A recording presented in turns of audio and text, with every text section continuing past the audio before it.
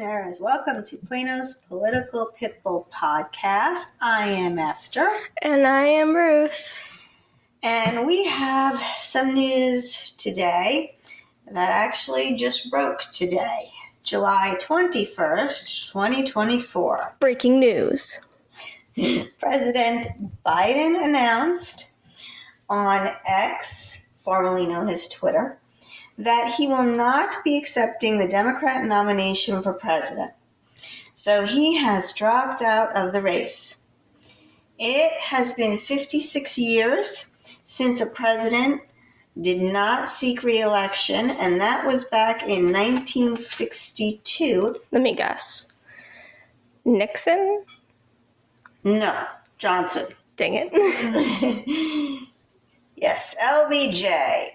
And that convention, by the way, was in Chicago. So you've got this year's Democrat convention in Chicago with the same, basically going in there not knowing who's going to be the candidate. That's kind of funny. Yes. So Johnson, he dropped out in March of 1968, many months before the convention, not weeks before the convention. And even with all that lead time, the 1968 convention was a mess. There was rioting in the streets. There was floor fights on the floor of the convention. It was a disaster. I don't know if you're going to have protests outside this time, because, you had people protesting for him to drop out. So everyone knew, I'm not kidding. There was literally people outside the White House saying, pass the torch. Okay. Chanting, pass the torch. I thought you mean there weren't going to be protests. No, there was protests back then because of the Vietnam War. Now you have the Gaza. Oh, you mean those kind of protests? Yes, at the convention. Okay. So even with all that lead time back in 1968, you still had a mess. And now we only have a couple of weeks from the convention to figure out who's going to be the nominee. Exactly, to figure out what they're going to do. Now, there are party rules in place that came out when they had the call of the convention. And this is supposed to limit the chaos when the delegates vote for the candidate they want on the ticket. Was this in response to the chaos of the LBJ? No, I don't know. They change the rules every 4 years. So I don't know. But maybe they had a foreshadowing of this. I'm not sure. So for all those who don't know, the nomination does not happen until the convention. So in the primaries, Democrats voted for delegates to go to the convention and vote for Joe Biden to be the nominee. They didn't really vote for Joe Biden. They were voting to tell the delegates to vote for Joe Biden. It's kind of like in the general election where you're not voting for the candidate, you're voting for electors to vote for the candidate. Right, because we are not a democracy, even though people keep saying that. We are a constitutional republic with a representative form of government. Yeah, instead of saying threat to our democracy, they should instead be saying threat to our constitutional republic. I don't think it has a nice ring to it, though, so they don't do that. Yeah, that just doesn't seem to flow off the tongue. See, that's why they don't say it. That's why they say threat to our democracy. It has better ring. Okay, if you say so. Anyway. I'm just saying. So those delegates were bound to President Biden until he dropped out. Now, there are 3,788 delegates that were pledged to President Biden. 744 people are what they refer to as super delegates. These are the elites of the party. The governor, the president, the vice president, senators, congressmen, those kind of elites. And Republicans do not have superdelegates. Everyone's equal at their convention. Why do Democrats? Well, that came about in the 70s when they worried that the people at the primary level were not going to, quote, unquote, pick the right person. Oh, okay. So just your average, we don't trust people to be smart. Pretty much, yeah. So that's how that came about. Now, they don't have as much power as they used to. Naturally. They've kind of curtailed their power a little bit because the average person, the average voter was getting very upset. Mm-hmm. Didn't like this idea. So we happen to have the rules in front of us about how this is all supposed to work. So the nomination of the candidate for president, you can nominate, a person will nominate from the floor of the convention. And you have to make requests in writing beforehand to be able to nominate somebody. And each request must be accompanied by a petition indicating for support for the proposed nominee signed by delegates representing not less than 300 or more than 600 delegates, not more than 50 of which may come from one state delegation. So basically, if a person wants to make a nomination from the floor, they have to have at minimum 300 delegates signing a petition, and they all can't be from one state. All right? So after the nominations come in, and after you get your nomination speeches, they close the nominations, and then they shall proceed with a roll call vote by states in alphabetical order of the states. So on the first ballot, the pledged delegates, now they're not pledged anymore, but the formerly pledged delegates will be permitted to vote. Okay? If nobody gets a majority, that's 50 plus 1%, then you go to a second ballot, and then the superdelegates can vote as well. And until somebody gets a majority, they can pretty much go on to 3, 4, 5, 6 ballots until somebody gets a majority. Now, so this could take a while. It could take a while depending on how many people decide to throw their hat in. Also, the delegates may vote for the candidate of their choice, whether or not they've been placed in nomination. So they could literally, if they wanted to, vote for Donald Duck and, well, not literally, but, they could vote for somebody who's not on there, maybe somebody we've never heard of, and it's totally fine. And like I said, ballots will continue until somebody wins. The same process happens for the vice president, okay? Because you need to nominate, or they need to nominate, a vice president as well. And that's how it's going to be. Hopefully that will limit the chaos. But the Rules Committee could very much change the rules. So we will see what happens. This is going to be very interesting and very exciting. One for the history books. We are living history right now, because 20 years from now in a history class, some teacher will be going over this exact moment in time.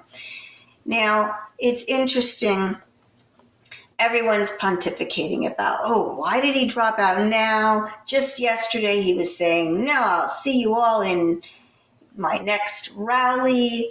He changed his mind. Something changed his mind. Well, I have a theory about what changed his mind. Ooh, a little conspiracy theory? No, I think this is a very logical theory, actually. Okay. And it's a very nonpartisan theory, as we are a nonpartisan show. The money dried up. Oh. There were reports that the big money donors all of a sudden stopped donating. There was apparently a large Zoom call. The donors were not happy, and the money just froze. And somebody had to go to the president and say, sir, we no longer are raising money. And whether you are on the red side or the blue side, campaigns take and need green. Green is in money. And if you don't have that, you cannot run a campaign in today's world. You're basically dead at that point. Yes. So, because Joe Biden was very adamant that he was not going to step down. No matter how bad the polls were for him. Exactly. He didn't believe the polls, and for the most part, it's very difficult to believe polls anymore. True. So I can understand that. I can sympathize with that. But if you're not getting any money, and it takes millions of dollars to run a campaign, you're dead in the water. That's it. It's the end. So he had no choice, in my opinion, and this is just my theory. I'm speculating. I have absolutely zero proof of this. Could also be a combination of things. Yes, this is what I'm theorizing. So this is going to be interesting to watch and exciting, and we will keep you posted of any new developments. So now let's get back to the local news and our lovely city of Plano. So the city of Plano and DART. Now DART, for those who do not live in Plano or Texas for that matter, is basically our bus and train system for the Dallas-Fort Worth area. And it is made up of 13 cities. And years ago, when they invented and put together DART and came up with this, these 13 cities decided that they were going to take 1 cent of their sales tax, and it was going to go to DART, obviously, to build and keep DART going. The city keeps 1 cent of its sales tax, and all the rest goes to the state. Now, if we weren't in DART, we'd get to keep 2 cents of our sales tax. So basically, you've got those who don't ride DART subsidizing DART. One would think that by this time, DART should now be able to pay for itself in the amount of cost they charge a person to ride the train or ride the bus. But obviously, it doesn't work like that. So Plano has been trying to get more transparency from DART over the years, to no avail. And the total amount of our sales tax revenue has been going up every year. But the ridership has gone down every year. So going back to 2019,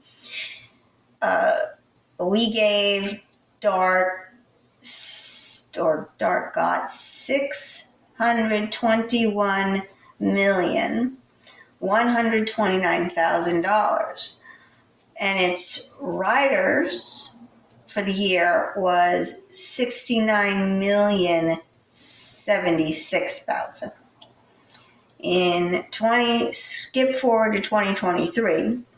Obviously, 2020, height of the pandemic, nobody was riding trains. So we're going to skip forward to 2023.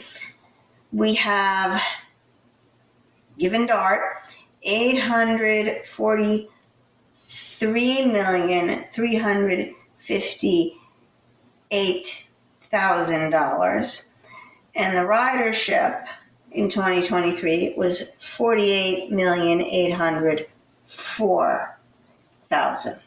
That's a really large increase in the money and also a really large decrease in the riders. Yes, it is. Sales tax has been doing very well, but the ridership is going down.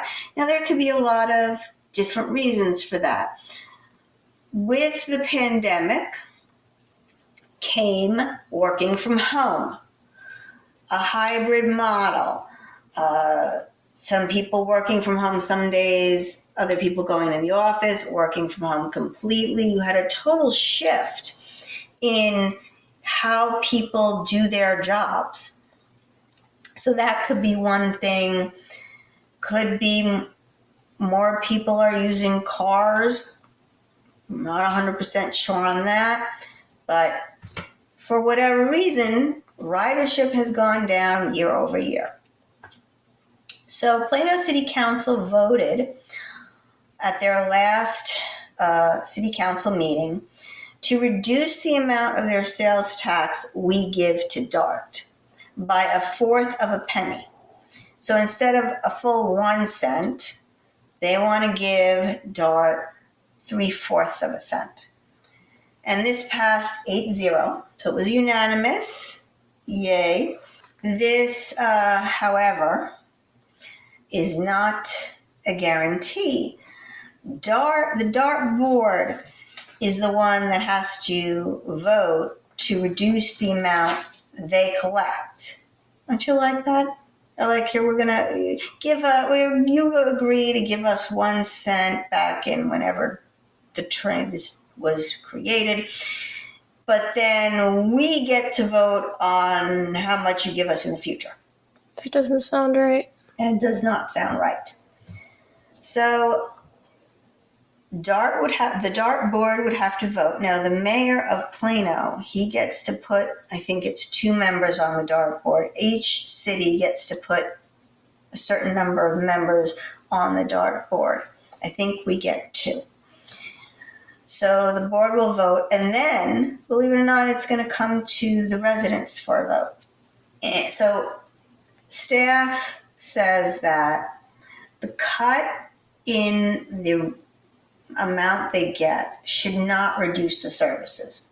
It shouldn't. They're getting more money and they're having to serve less people. They don't see why in the world they would cut service. So with this cut, we get to save $30 million. That's pretty good. That is very good, and that will help us with our $6 million budget hole that we have for next year. Oh, yeah. Right. So DART and city staff want to expand to more cities like Allen and McKinney. But so far, most cities to the north of us don't want DART.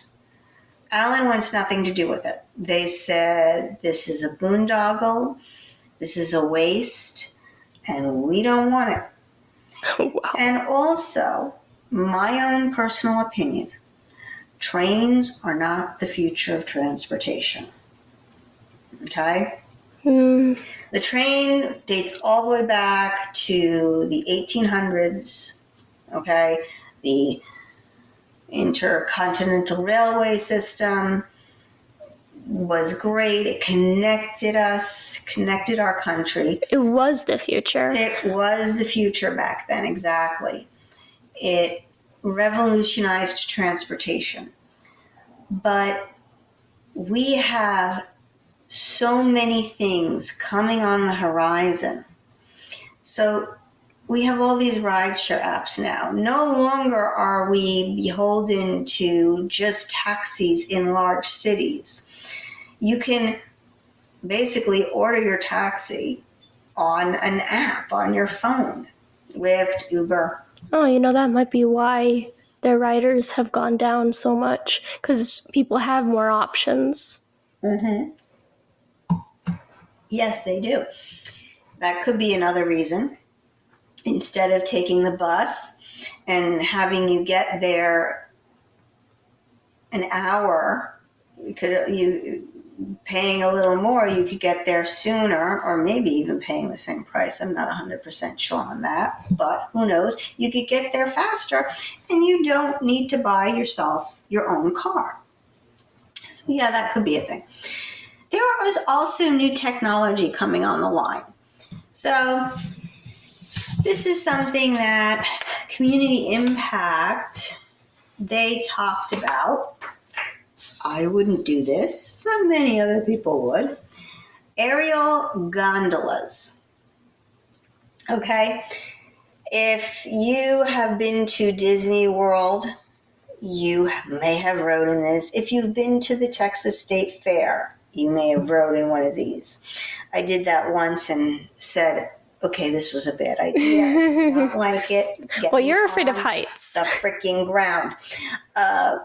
Maybe you've been skiing and you have been on one of these things, but basically they're in the air, okay, on a cable.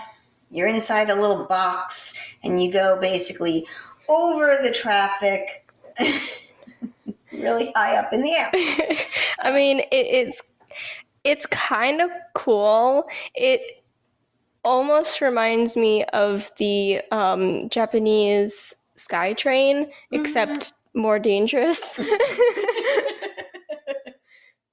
Like, instead of there being a track under you, there's a track above you and you're hanging from it. Yeah, exactly. You're literally hanging from a cable.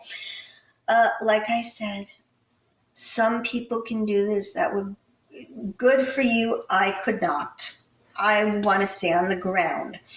And I would definitely want to avoid the roads that have this above me because, of course, I would be like, what happens when that thing snaps? Where does that big box land? On you. On me. Yeah, and I know it would land on me. So I would not want to be under it either, but, to each his own. In this picture, it's actually above crosswalks, so that ups the danger. Yeah. That would have been my first question to the people who want to propose this. What happens when the cable snaps? Yeah. Does an airbag come out and you land on I don't know. You land on a nice cushy airbag. I mean, I guess people could have been worried about that with bridges. What happens when the bridge gives out? So, but we know that the bridges that we have are built soundly. So this would have to be built with extreme care and know-how. Yeah, they clearly work. They're not new. Okay, they're just new for this purpose. So obviously, they have to know what they're doing. Most likely, it is safer than driving in a car. I will admit that. It's just I don't like heights, so it's not for me. So this private company called Swift Cities, it's a Google-born company. They had this idea, and they say that this would be an on-demand service like an Uber or a Lyft and a nonstop service. So I guess you order your gondola and it comes to a station and you get on and then you tell it where you want to go. So, hey, you don't sit in traffic, so that's good. Now, the other thing that is out there getting actually in testing now is called Hyperloop. This is a high-speed ground-level transportation system that uses magnetic levitation, electromagnetic propulsion to transport passengers or goods through a vacuum tube at jet-like speeds, and they can travel up to 760 miles per hour. What? Yes, that's as fast as, that's almost as, I think that's as fast as a plane. So Virgin is working on this now. A company has a track where they are testing this, and people have gone for test rides on this thing. You would be in a tube, in like a capsule thing? Yeah. And you're getting shot out at the speed of a jet plane. Yes. You know, when you go, or maybe you don't know, but okay, so currently and years ago, used to be you had to actually physically go to a bank and to make deposits and to cash checks. So on the drive-through, they have these things where you... Oh, yeah, I've seen those. But the thing is, is this safe? So far, so good. The tests have gone really well. No adverse effects to the people inside? Their brains aren't mush? No. I mean, come on. A plane can go 750 miles an hour. So yeah, this is not, something new at these speeds. It's going to be fast. So yes, people have tried this. So far, so good. Still within the testing phase. Okay. Thanks. But yeah, it's going to be, instead of sending a bank deposit through the tube and up through the teller, it'll be a person. Wait. Yeah. What if you suddenly stop? I don't know. I would trust this more than I would trust the gondola. I would be more willing to do this than the gondola ride up above, at skyscraper level. Okay. Fair. So, who knows, you could get from, maybe this could be our Houston to Dallas ride in the future. Wouldn't that be cool? That would be cool. You could get there in like 12 minutes. It's really cool. Or some crazy, a half hour to Houston instead of 3 hours. I don't know. How fast if you took a jet plane, how fast would you get there? I don't know. I think you could get to Houston in about 45 minutes by plane. So then there you go. Maybe. I don't know. Anyway, we're also, something else, we're actually getting closer to the flying car. So the Jetsons are coming. We have the robots. They can't dust yet, but we have robots, and now we could actually have flying cars in the future. And these cars would go and take off vertically, okay? They have propellers. It's very cool. I saw a video on this.